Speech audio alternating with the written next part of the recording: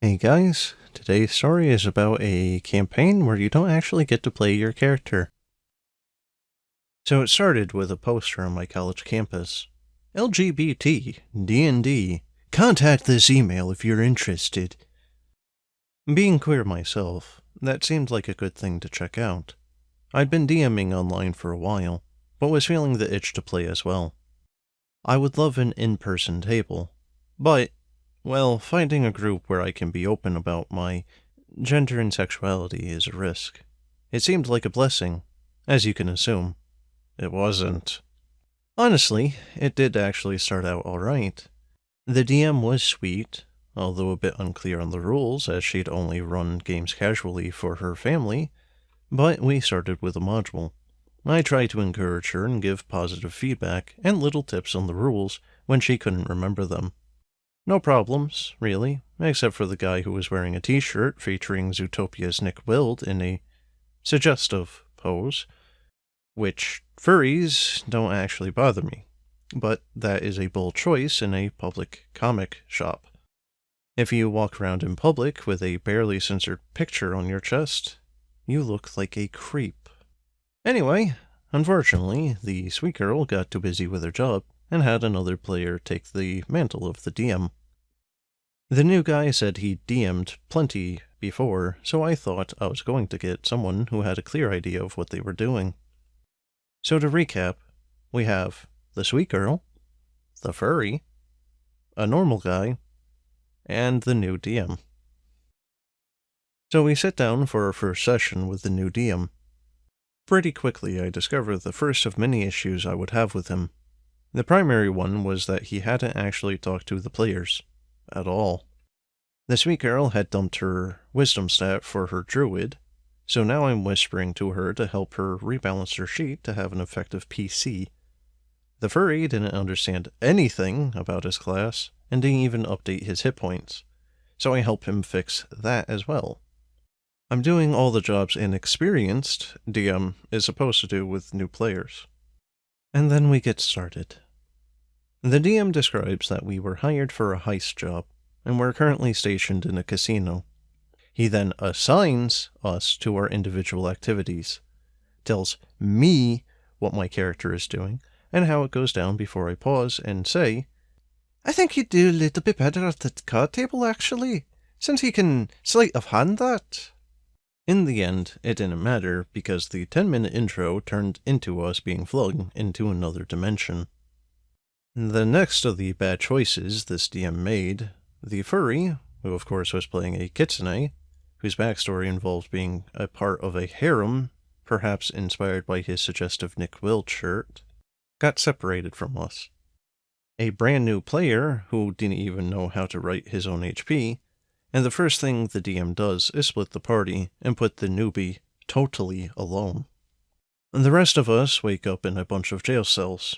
Cue another 15 minutes of the DM using his rich cast of characters to tell us the entire situation instead of having us ask questions, to roleplay, make skill checks. It ended up just being a long-winded exposition that had my eyes glazing over. We get out of the cells, we free the NPCs, and of course, there's another cell at the back of the room, with a mysterious figure inside. I know a plot hook when I see one, and knowing how the party not biting is troublesome for a DM just starting a campaign, I suggest we check it out. The party agrees, and we find the prisoner inside has a mask over his mouth. He can't talk, so we can't ask him questions. The NPCs have no information on him, so we take the mask off. The second he speaks, we're all charmed. At level 3, a 14 wisdom save wasn't high enough to save, and we weren't just charmed, but we also do every single thing that the NPC tells us to do.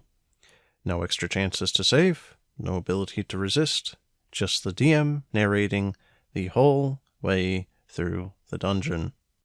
Slowly killing all the NPCs he'd made us listen to for 15 minutes, leading us on and on and on. for over an hour. I was thinking about just standing up and leaving halfway through. In the end, we never actually saved against this guy. The DM tried really hard to tell us how cool and dangerous his NPC is. He put in a magic item that reveals how many people you've killed by an aura, and made sure to emphasize just how his aura was impossibly big. And don't get me wrong, I am willing to play along most of the time. My PCs will get scared by a good villain. I love yes-anding the DM, but this is just a crappy villain. Mr. I've murdered thousands, I'm so scary. Meanwhile, as we're all being puppeted through the DM's dungeon and doing nothing, the furry was in a room full of Chihuahua people worshipping him like a god. He made some racist comments throughout these moments, and the session came to a glorious end. I never came back. In hindsight, when I announced I was leaving the table, I really wish I'd explained some of my reasoning. Then again, I don't think the DM would have actually learned anything from it. There is a happy ending, however. My absolute disdain for this person's horrible DMing drove me to the LFG subreddit, where I actually found a wonderful group that fits my playstyle.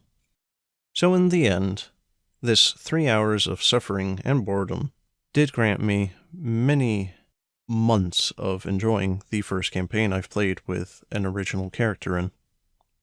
Well guys, I think I have to agree that the OP should have left just halfway through this. That sounds truly boring, really. And from my general experience, telling those sorts of people about what they're doing wrong is going to get you nowhere, so I would say that they're probably correct on that as well. But at least the OP was actually able to have a happy ending, unlike many of these stories. But in any case, guys, that's the end of the video. I hope you enjoyed, and if you have a story that you'd like me to narrate, let me know. And as always, thanks for watching, and have a good one.